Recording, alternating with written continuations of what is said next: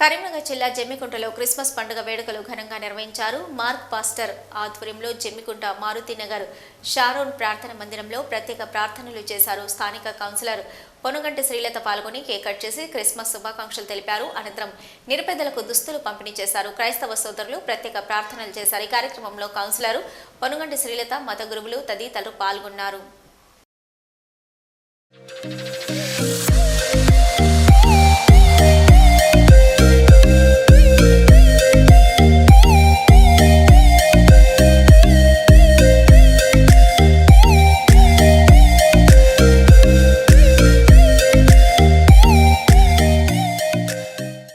గత 4 సంవత్సరాల నుండి ఈ రామచంద్ర అనే వ్యక్తి సొంత డబ్బులతో ఒక 250 మందికి చీరలు పంపిణీ, లేదంటే దోతులు, డ్రెస్సులు కానీ, అమ్మాయిలకు ఫ్రాకులు కానీ పంపిణీ చేస్తూ ఈ 350 మందికి కూడా భోజనాలు ప్రతి సంవత్సరం భోజనాలు పెట్టుకుంటూ వస్త్రాలు పంపిణీ చేస్తుండు.